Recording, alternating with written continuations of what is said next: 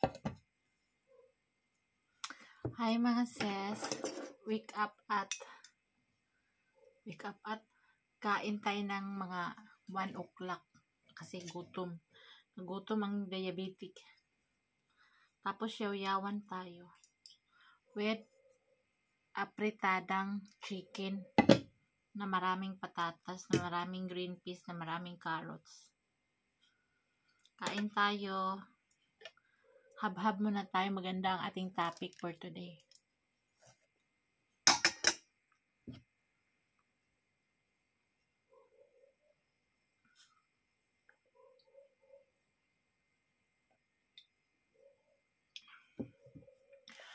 Kumakain talaga ako pag ganitong oras. 12 o'clock, 1 o'clock kasi maaga akong nagdi-dinner, mga 4, ganyan, 5.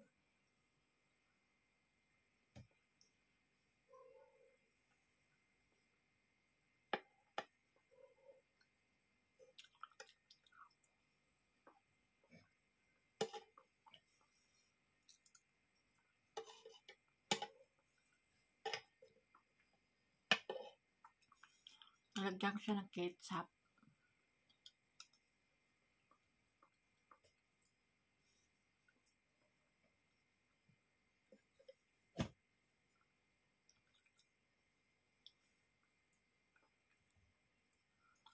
Saka nagluluto ako, nilagyan ko ng maraming luya. Pampawala sa lansa.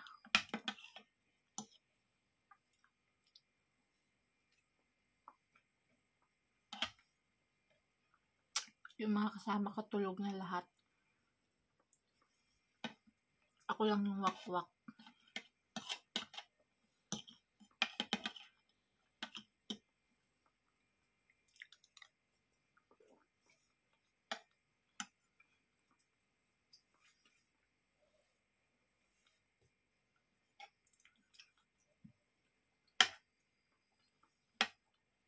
Yung buhok ko curly talaga rin, malang suklay-suklay.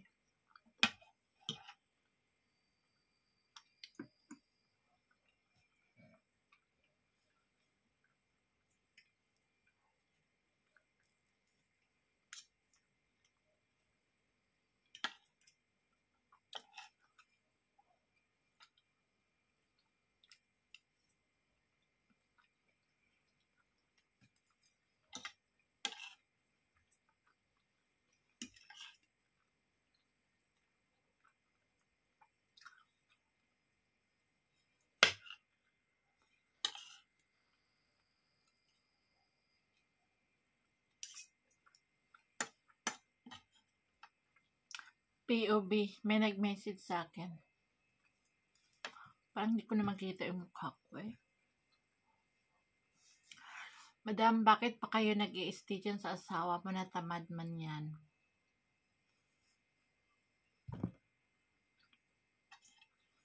Sagutin natin yan.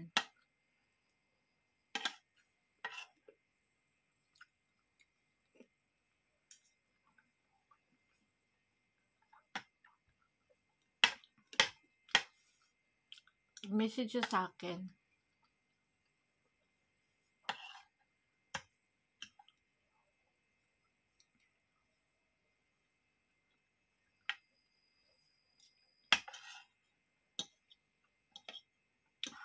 I love green peas.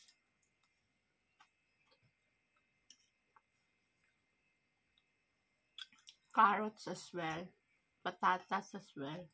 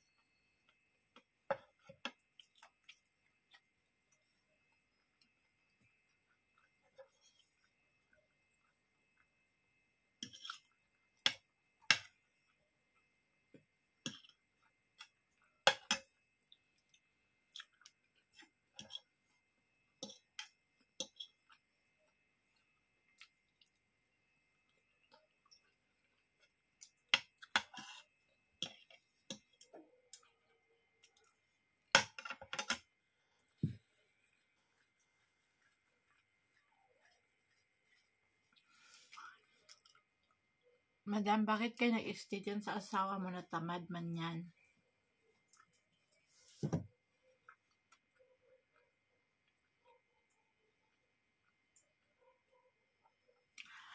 Well, guys, kami, may mga anak kami. So, sa Pilipinas, kumikilos naman yun si Ilis kasi nagtitinda kami doon. Nutusan ko naman yun siya.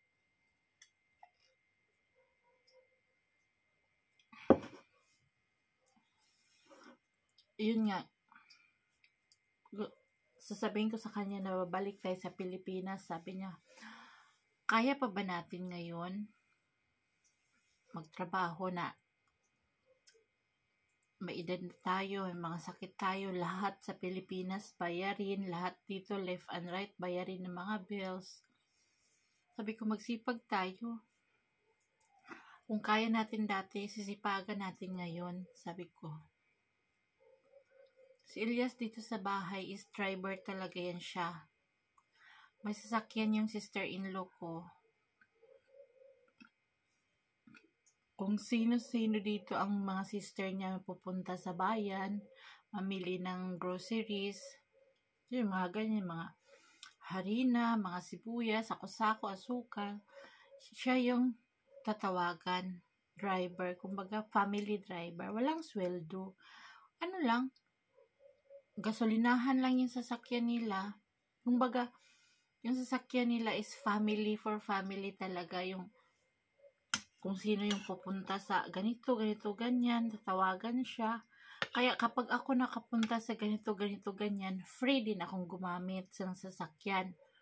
Kasi ano lang, gasolinahan lang.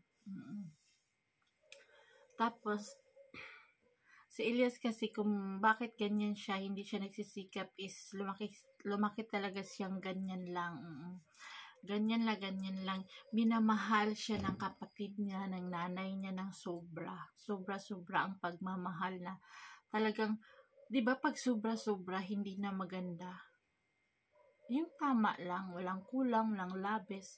Kasi siya, so lumaki siya, parang na-spoiled brat ba siya. Sila magkakapatid is merong mga no read no write, lalo na yung mga girl, especially mga babae. Ang dito is yung kalalakihan ang marunong magbabasa, karamihan. Pero yung mga babae dito is no read, no write. Katulad dito yung mga in-laws ko. Tingnan mo nga kung sino nag-miss call. Tingnan mo nga kung sino tumawag, ganito, ganyan. So, yun karamihan dito ang mga kababaihan is no read, no write. Yung mga lalaki lang ang marunong magbasa. Almost elementary lang sila. Si Elias, I think natapos si Elias grade 4, grade 5. Ganyan siya. Oo. Tapos, yun. Tapos, may classmate siya na millionaire na ngayon na andito din, may business kahit saan-saan. Sabi niya, alam mo, classmate kami niya noon, ganito, ganyan sa elementary. Hindi yan marunong sumulat ng pangalan niya, hindi rin marunong bumasa, pero ngayon millionaire na siya. Ang dami niyang lupain, ang dami niyang mga ari-arian, basta millionaire siya. So sabi ko, wala naman yun sa pag-aaral mo eh. O kung nakapag-aral ka nga, nakapag-graduate ka, may diploma ka, kung hindi ka marunong dumiskarte sa buhay, nga ka pa rin, umaasa ka pa rin sa mga ganyan, mga kapatid mo, ganito, ganyan, nga ka pa rin. Mas mabuti na yung wala kang pinag-aralan, at least marunong ka dumiskarte sa buhay kung paano mo buhayin ang pamilya mo, mga anak mo, di ba? So yun. Kaya ako nag-i-stick kasi may mga anak din naman kami. May pinagsamahan kami na we're stronger 20 years of marriage. Galing ako sa broken family. Matagal. I think grade 1 pa ako. Naghiwalay na yung mama at papa ko. So,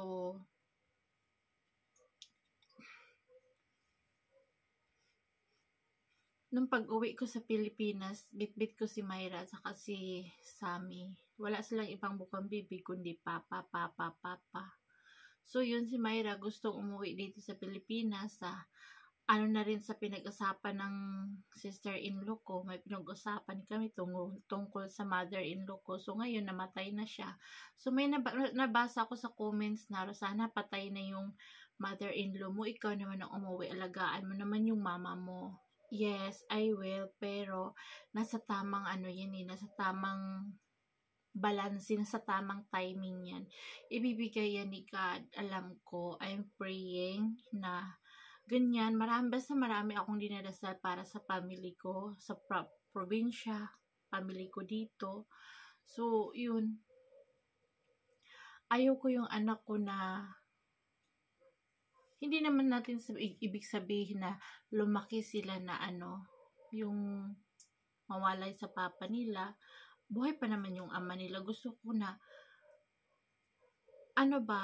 yung kahit mahirap ang buhay, yung gusto ng mga anak ko, ibibigay ko kahit ako ang nagsasakripisyo sa lahat ng bagay talaga. Kasi hindi naman ako Pakistani. Andito ako pa rin ang naghahanap buhay, ako pa rin ang nagpo-provide sa aming family. So, makita nyo naman, maliit pa yung mga anak ko, nag-start ako ng YouTube hanggang ngayon. Ito na talaga yung kinabubuhay namin. So, yun. Yung kasi, yung sabihin mong yung broken family, may relationship naman na kayang i-give up. May relation din naman na kaya mo pang tiisin. Hanggat kaya, tiisin, oo. Pero kapag hindi na kaya, dun, susuko ka na talaga kung hindi mo na kaya. Pero kung kaya mo pa, kayanin mo para sa mga anak mo, di ba? Hindi naman, kasi kung masama lang akong ina, ilang beses din kami nagkahiwalay ni Ilyas, iniwan ko si Ilyas, umuwi ako sa mama ko. Kahit sa Manila, sa Pilipinas, umuwi ako, mga ilang buwan din akong umuwi sa province. Kasi kung masama din akong babae, mabilis ka lang magloko, di ba? Kung mawalay ka sa asawa mo. Merong ganyan sa panahon ngayon, kahit nagsama kayo, nasalisihan ka nga, di ba, ng mga ng iba-ibang lalaki or babae dyan. So, uso ang kabit-kabit sa Pilipinas. So, kung ako masama akong babae, masama akong asawa, sabi ko kay Ilyas, siloso kasi si Ilyas eh. Nako, siloso number 1 si Ilyas. Sabi ko sa kanya,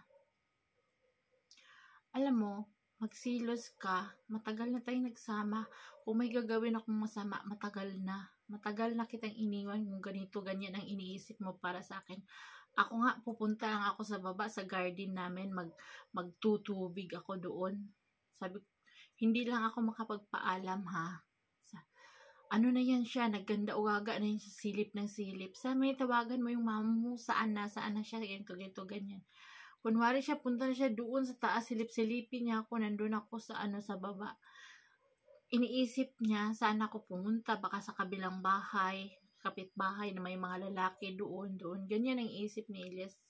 Napakasiloso ni Ilyas, sobra. Hindi mo pa ginagawa, nabuntis ka na. Yun ang iniisip niya. Silos, so, yun. Ako naman kasi, hinangad ko sa Diyos na makapag-asawa ako ng foreigner para makatulong sa nanay ko. Yun lang, yung gusto ko yung lalaking hindi lasinggiro, hindi tulad sa papa ko. So yun, binigay naman sa akin, pero may pero. Hindi perfect talaga ang ibibigay ni God sa iyo, di ba? Hindi perfect husband or hindi perfect wife. Hindi ako perfect wife talaga. Ewan ko kay Ilyas kung perfect wife ako para sa kanya, pero but in my side, I do everything for my kids. Talagang ako yung nagpo-provide, nag-iisip, kinabukasan, ganito, ganyan. Alam mo yung hindi halos ayaw mo nang matulog kasi tatakot ka, kinabukasan wala nang kakainin yung mga anak mo. Yun ang iniisip ko, yan yung wala na akong mailuluto pagdating nila, walang Yun ang kinatatakutan ko sa buhay ko na someday, talagang marami tayong mga wish para sa ating mga anak. Dinggin, sana hindi mawala ng pag-asa, mahirap man ang buhay. Just kapit lang. Doon nagdarasal lang talaga ako gabi-gabi, araw-araw na kahit ganito yung buhay ko, siguro may nilalaan si God para sa akin. Hindi ako nawawala ng pag-asa. Hanggat may buhay, mangangarap, diba? Para sa mga anak. Hindi ko na iniisip yung si Elias yung ganito, ganyan. Iniisip ko lang yung mga anak ko, yung may kakainin araw-araw. Yun lang, dun lang iniisip ko talaga na bigyan pa ako ng bigyan pa kami ng mahaba-habang buhay para sa mga anak namin. Si Elias yung baga, binababaya sa iyo ang lahat. Kung ano yung tatanungin ka, anong ulamin, ganito, ganyan, ganito, ganyan. So, yun lang, go with the flow. Ganito na siguro talaga yung buhay ko. Nag-i-stay for the kids. Kasi may mga relasyon na pwede mo nang bitawan. Diba, kung pagod ka na. Pero kung kaya pa, tiisin. Pero kung hindi na kaya, dun ka na mag-give up. Pero ako sa condition ko ngayon, sa point ng buhay ko ngayon is tiisin ko pa. Mahaba-haba pa namang tali. Kaya ko pa naman kasi laki ako sa hirap ng buhay. Laki ako sa walang ama, laki ako sa ganito, ganyan, as in walang wala. So, kaya kong magtiis sa hirap ng buhay. Kahit makain lang kami dito ng patatas lang, yung mga tanim namin mga gulay, yung mga ganyan. Alam mo, nagsasawa kami sa mga gulay dito, yung mga tanim-tanim namin. Para nakakasuka na tingnan. Puro kagulay, tuwing kain. Pero pag masarap yung ulam ko, talagang nagbibideo ako. Pero pag ordinary lang, yung mga lapwa, yung mga lauoy, talagang okay lang. Pero pag ganito na may mga color yung ulam, talagang nagbibideo ako niyan. Oo, kasi sayang, diba? Na din yun? Content na din yun. Sayang pag hindi i-content. Mabawi man lang yung ketchup. O, diba?